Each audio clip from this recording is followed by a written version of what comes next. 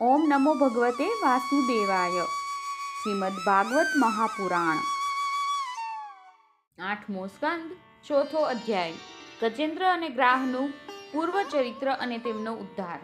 શ્રી સુખદેવજી કહે છે, હે પરીક્ષિત, તે સમયે બ્રહ્મા, શંકર વગેરે દેવો, ઋષિઓ અને ગંધર્વો ભગવાન શ્રી હરિના આ કાર્યની પ્રશંસા કરવા લાગ્યા અને તેમના પર પુષ્પવૃષ્ટિ કરવા લાગ્યા।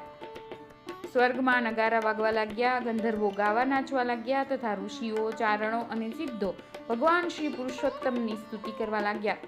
આ તરફ તે ગ્રાહ તરત જ પરમ આશ્ચર્યમય દિવ્ય રૂપધારી બની ગયો। આ ગ્રાહ આ પહેલા હુહુ નામનો એક શ્રેષ્ઠ ગંધર્વો હતો। દેવલ ઋષિના શાપથી તેને આ ગતિ પ્રાપ્ત થઈ હતી।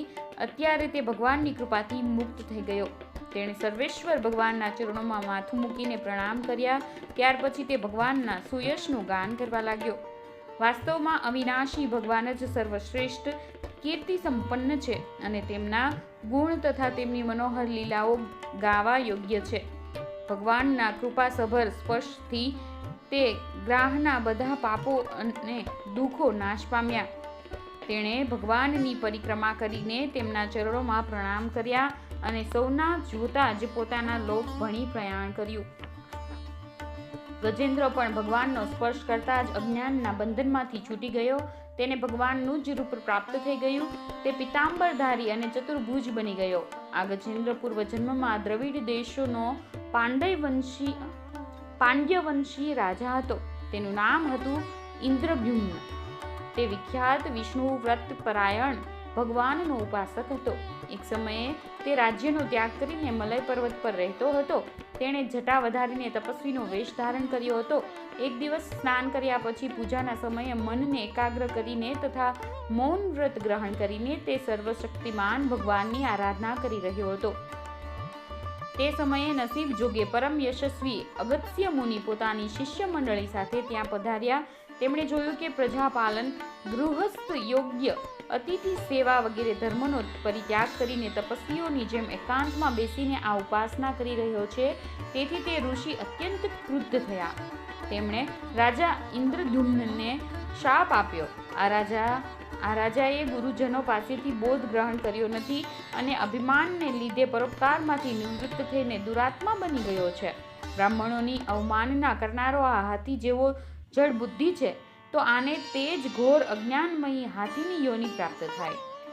શ્રી સુખદેવજી કહે છે, હે રાજન, શાપ તેમજ વરદાન આપવામાં સમર્થ અગત્ય મુનિ આ પ્રમાણે શાપ આપીને પોતાની શિષ્ય મંડળી સાથે ત્યાંથી ચાલ્યા ગયા।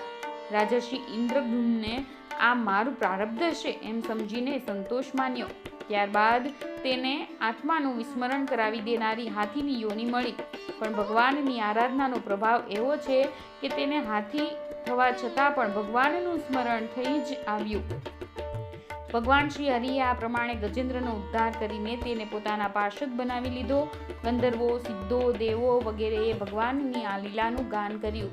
ભગવાન પાર્ષદ રૂપ ગજેન્દ્રને સાથે લઈને ગરુડ પર સવાર થઈને પોતાના અલૌકિક ધામમાં સીધાવી ગયા। હે કુરુવંશ શિરોમણી, મેં ભગવાન શ્રી કૃષ્ણનો મહિમા અને ગજેન્દ્ર મોક્ષની કથા તમને કહી સંભળાવ્યા। આ પ્રસંગ તેના સાંભળનારાઓના કળી સહજ મળને તથા દુઃસ્વપ્નને દૂર કરનારો તેમજ યશ, ઉન્નતિ અને સ્વર્ગ આપનારો છે। તેથી જ કલ્યાણવાંછુ બ્રાહ્મણો દુઃસ્વપ્ન વગેરેનું શમન કરવા માટે સવારે જાગતા જ પવિત્ર થઈને આનો પાઠ કરે છે। હે કુરુશ્રેષ્ઠ પરીક્ષિત, ગજેન્દ્રની સ્તુતિથી પ્રસન્ન થયેલા સર્વવ્યાપક અને સર્વભૂત સ્વરૂપ ભગવાન શ્રી હરિએ તેને બધા લોકોની સામે જ આ વાત કહી હતી। શ્રી ભગવાને કહ્યું હતું, જે લોકો રાત્રિના પાછલા પ્રહરમાં ઉઠીને ઇન્દ્રિય નિગ્રહપૂર્વક એકાગ્ર ચિત્તે મારું, તારું તથા આ સરોવર, પર્વત અને ગુફા, વન, નેતર, કીચક અને વાંસની ઝાડીઓ, અહીંના વૃક્ષો તથા પર્વત શિખરો, મારું, બ્રહ્માજીનું અને શિવજીનું ત્રણેય નિવાસ સ્થાનો, મારા પ્રિય ધામ ક્ષીરસાગર, પ્રકાશમય, શ્વેતદ્વીપ, શ્રીવત્સ, કૌસ્તુભમણિ, વનમાળા, મારી કૌમોદકી ગદા, સુદર્શન ચક્ર, પાંચજન્ય શંખ, પક્ષીરાજ ગરુડ, મારી સૂક્ષ્મ કલા સ્વરૂપ શેષજી, મારા આશ્રય રહેતા લક્ષ્મીદેવી, બ્રહ્માજી, દેવર્ષિ નારદ, શંકરજી તથા ભક્તરાજ પ્રહલાદ, મત્સ્ય, કચ્છપ, વરાહ વગેરે અવતારોમાં કરેલા મારા અનંત પુણ્યમય ચરિત્રો, સૂર્ય, ચંદ્ર, અગ્નિ, ઓમકાર, સત્ય, મૂળ પ્રકૃતિ, ગાય, બ્રાહ્મણ, અવિનાશી, સનાતન ધર્મ, સોમ, કશ્યપ અને ધર્મની પત્નીઓ, દક્ષ કન્યાઓ, ગંગા, સરસ્વતી, અલકનંદા, યમુના, ઐરાવત, હાથી, ભક્ત શિરોમણી, ધ્રુવ, 7 બ્રહ્મર્ષિ અને પવિત્ર કીર્તિ મહાપુરુષો, જેમાં નળ, યુધિષ્ઠિર, જનક વગેરેનું સ્મરણ કરે છે તેઓ સમસ્ત પાપોમાંથી છૂટી જાય છે, કારણ કે આ તમામે તમામ મારા જ રૂપ છે. હે પ્રિય ગજેન્દ્ર, જે લોકો બ્રાહ્મ મુહૂર્તમાં જાગીને તમે કરેલી સ્તુતિથી મારું સ્તવન કરશે તેમને હું તેમના મૃત્યુકાળે નિર્મળ બુદ્ધિ આપીશ. શ્રી સુખદેવજી કહે છે, હે પરીક્ષિત, આ પ્રમાણે કહીને ભગવાન ઋષિકેશે દેવતાઓનું અભિનંદન કરતા રહીને પોતાના શ્રેષ્ઠ શંખ વગાડ્યો અને ગરુડજી પર આરૂઢ થઈ ગયા. 8મા સ્કંધ અંતર્ગત ગજેન્દ્ર મોક્ષ નામનો 4થો અધ્યાય સમાપ્ત.